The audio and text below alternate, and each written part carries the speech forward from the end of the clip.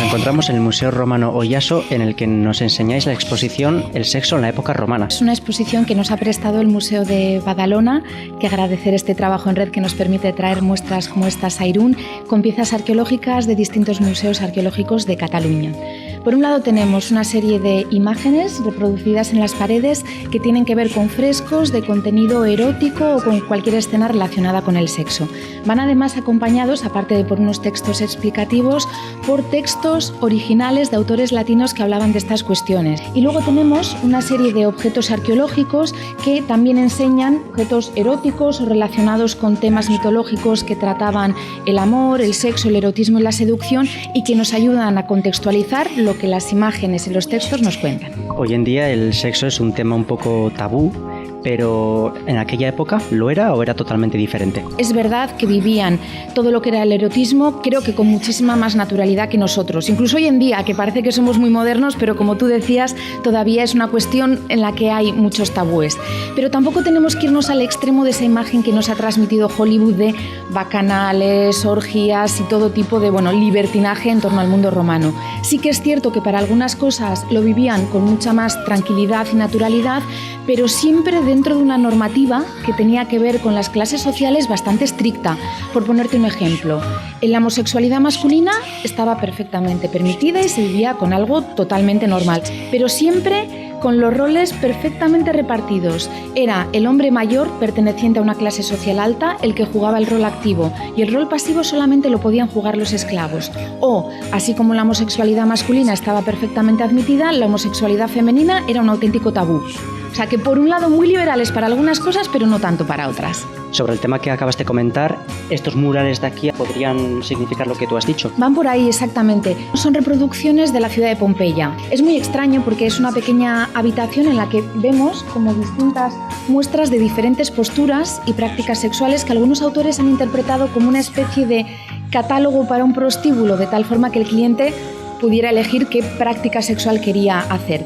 Pero algunas de estas imágenes forman parte de esos tabúes y de hecho son muy poco abundantes en el mundo romano, apenas contamos ejemplos y a los arqueólogos nos extraña incluso verlas reproducidas en este lugar de Pompeya, porque ahí por ejemplo estamos viendo una felación femenina que era algo que estaba totalmente prohibido en Roma y se consideraba de pésimo gusto.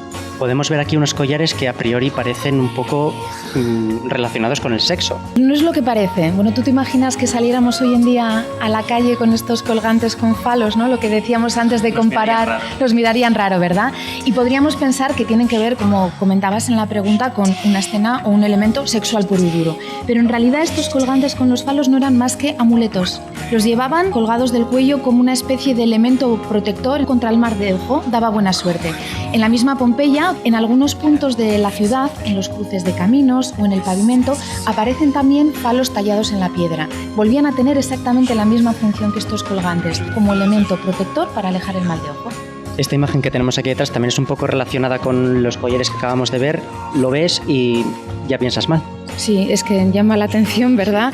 Príapo es una divinidad del mundo romano que se asociaba con la fertilidad y la fecundidad, y estos dos conceptos eran fundamentales en una vivienda romana. La fertilidad de la propia familia, la que perpetuaba la herencia familiar, pero también la de los campos, la de los ganados, ¿no? Una divinidad muy asociada con el crecimiento de la naturaleza, que a través de qué se representa o simboliza, una vez más a través del falo. Esta pintura en concreto estaba en la entrada de una de las casas más espectaculares que se encuentran en Pompeya, la llamada Casa de los Beti, y volvía a ser un elemento protector en la entrada de una casa contra el mal de ojo y para fomentar la felicidad de esa familia. Detrás nuestro tenemos dos representaciones de la diosa Venus, pero a mí me extraña porque normalmente yo siempre la he visto desnuda y en la que tenemos allí aparece con ropa. Pensamos en los famosos ejemplos, la Venus de Nido o la Venus de Milo, parecen siempre desnuda o como mucho con un manto de cintura para abajo. Para empezar hay que recordar que Venus era la diosa del amor y también de la belleza.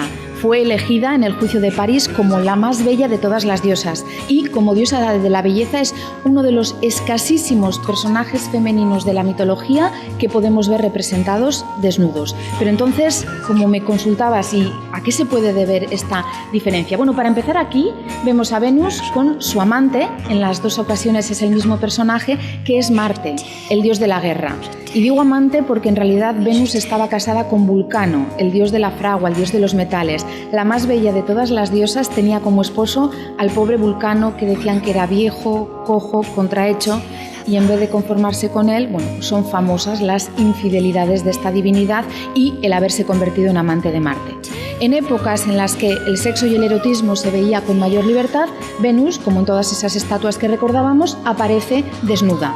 En cambio, en época de Augusto, que fue un emperador que introdujo la moralidad en Roma y que intentó cortar y acabar con ciertas prácticas como las bacanales y demás, se vive un periodo de austeridad, de imposición de estas costumbres morales, y el ejemplo más perfecto es este caso en el que Venus, en vez de aparecer representada desnuda, aparece vestida. Si alguien quiere venir a visitar el museo, ¿cuál es el horario y hasta cuándo estará esta exposición?